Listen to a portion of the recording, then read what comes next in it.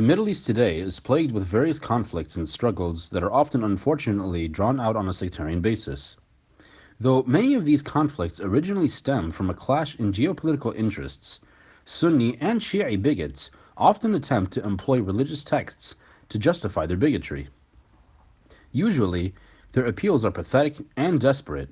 However, it is unfortunate that we occasionally find reports in Twelver Shia Hadith books that explicitly justify the murdering of Muslims from other sects in schools. There exists a variety of Twelver Shi'i Hadith texts authentically transmitted based on Shi'i Hadith standards back to the Imams radiyallahu anhum ajma'in, where they are quoted explicitly calling for violence, murder, and even theft.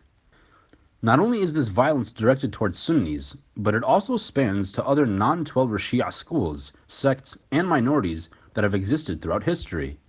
It is important that these reports be properly addressed and taken into account when discussing the violence carried out by Shia terrorist groups in the Middle East today. In the 34th page of volume 37 from the enormous Shi'i Hadith encyclopedia, Bihar al-Anwar, Grand Shi'i Hadith scholar Allam al-Majlisi comments by saying, "Our books of Hadith are loaded with reports that indicate the kufr of the Zaydiyya and similar groups such as the Fathiyya and Waqifah and other misguided and heretical sects."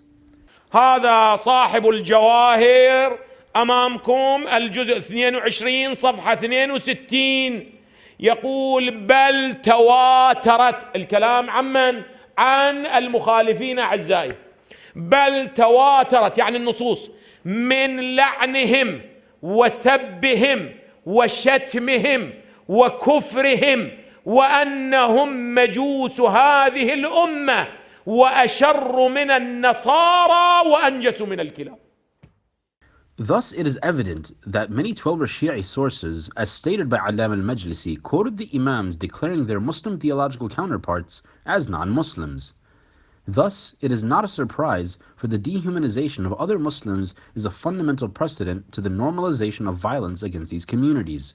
At-Tusi in Tahdhib al-Ahkam authentically transmits that Umar bin Yazid once asked Ja'far as-Sadiq alayhi salam wa radiyallahu anhu about giving charity to the Nawasib and Zaydis, to which the Imam responded by saying, "Do not give them any charity and do not offer them any water." Then he said, "The Zaydis are the Nawasib." This hadith is also transmitted by Al-Kashi in his book of Rijal. Thus, the renowned 12th century Shi'i jurist Yusuf al-Bahrani said, "It must be known that all sects that have sprouted out of the Twelver sect from among the Shia, such as the Zaydis, Waqifis, and Fathis, have the same status as the Nawasib because renouncing a single Imam is equivalent to renouncing all of them, as stated in their reports." Other renowned Shi'i scholars have made similar statements. On page 176 of the second volume of Kashf al-Asrar, Shi'i Grand Muhaddith Na'matullah al-Jazairi expounds on the implications of some of these reports regarding the ruling of a Nasibi. He says, regarding the saliva of a Nasibi, there is no doubt that it is impure. However, there remains the issue of establishing what a Nasibi is, and most of our scholars have interpreted it as one who displays animosity towards the Ahl al-Bayt, such as most of the people of Balkh and Bukhara today. However, what is transmitted from the reports says otherwise. Al-Sadduq transmits in Ilal al-Shara'i' that Abu Abdullah said, "A Nasibi is not one who displays animosity towards us, the Ahl al-Bayt, for you will not find a man who explicitly says, 'I hate Muhammad and his family.' Rather, a Nasibi is one who displays animosity towards you, knowing that you follow us and that you are from our Shia." Al-Jazairi then comments saying, "There are many other reports that reiterate this theme, and some of the later scholars have acted upon this report, and it is the more worthy opinion. Thus, most of our opponents fall under the category of Nawasib." هذا ناصبي خارجي كافر نجس. الناصبي المسمى عثمان الخميس. The well-known Nasibi polemicist by the name of Khalid al-Wasabi. You may find yourself asking, why is this even relevant? The answer to this question lies in the grave implications associated with being a Nasibi according to the 12 Imams. Various reports falsely attributed to the Imams contain explicit calls for violence against Nasibis, even calling for the murdering of Nasibis and the usurpation of their wealth. At-Tusi consecutively transmits several authentic reports based on Shi'i Hadith standards back to Ja'far as-Sadiq radiyallahu anhu alayhi salam, where he is allegedly quoted saying, "Seize the wealth of a Nasibi wherever you find it, and send us 1/5 of it as khums." Some Shi'i scholars, such as Ibn Idris, who Tusi quotes at the bottom of the page, have attempted to appropriate these vile reports by arguing that Nasibi in this context refers to an enemy warrior, but that certainly is not the case. Other authentic reports, which we will list later on in this video, contextualize what is meant by the Imam. These reports are even more explicit in their calls for violence against civilians and non-combatants. Unsurprisingly, several Shi'i scholars have asserted that the murder of the theological opponents of the Twelver Shi'as is justified according to the Imams, and they cited some of the reports we listed earlier. 12th century Shi'i muhaddith Ni'matullah al-Jazairi said, "We have transmitted numerous reports stating that it is permissible to kill them and usurp their wealth after excluding 1/5 of it. However, this is an era of taqiyya, and we cannot implement any of these rulings. However, Allah shall affirm it with the advent of the bearer of the sword," in reference to Al-Mahdi. In this context, Al-Jazairi cites several vile reports authentically ascribed to the Imams in Twelver literature.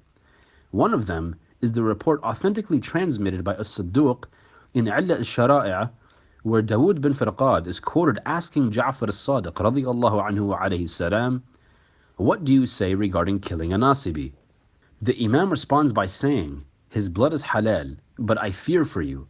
Thus, if you are able to push a wall over onto him, or drown him in the water, so that no one can testify against you, then do it." Dawood then asks, "What do you say about his wealth?" The Imam responds by saying, "Waste it if you can." As seen in this shockingly violent report, the Imam is not describing a battle scene. Rather, he is describing a scene where witnesses would be able to testify against the perpetrator in a civil court. Thus, the Imam tells Dawood bin Firqad to be covert while killing the Nawasib. Such disgusting and vile calls for violence can be seen elsewhere in Twelver Hadith literature. Al-Jazairi quotes and authenticates another report found in Man La Yahdurahu al-Faqih, where Muhammad bin Muslim is quoted asking Al-Baqir, "What about the one who renounces an Imam from among you? What is his status?"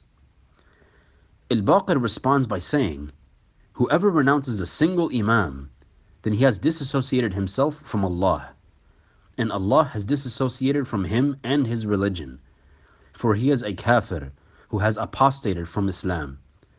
That is because the Imam is appointed by Allah, and his religion is the religion of Allah. Thus, whoever disassociates from the religion of Allah is a kafir, and his blood is halal in that instance, unless he repents to Allah and retracts whatever he said." Al-Nu'mani in Kitab al-Ghayba also transmits this report with his own authentic isnad back to Al-Hasan bin Mahbub. Some Shi'i scholarship, as quoted in the footnotes of Man La Yahduruhu al-Faqih, have attempted to appropriate these reports by claiming that this hadith only applies to the Imam when he is disobeyed as a military leader. However, there is no such evidence to substantiate this claim. Similarly, several major Shi'i scholars, such as Al-Sharif al-Murtada, actually held the opinion that all non-Shia are kuffar. Unfortunately, many other reports are in line with this violent and bloody theme presented in Twelver Hadith literature. These reports are but a tiny droplet of lies amidst an ocean of fallacies that the Shia have falsely ascribed to the Imams, ignorantly believing that they are authentic. Thus, we see it as our duty and yours, regardless of whether you are Sunni or a Shia, to reject and renounce such absurdities and to prosecute the fools who have ascribed and continue to ascribe this hatred and bigotry to the family of the Prophet sallallahu alaihi wasallam wa alayhim assalam.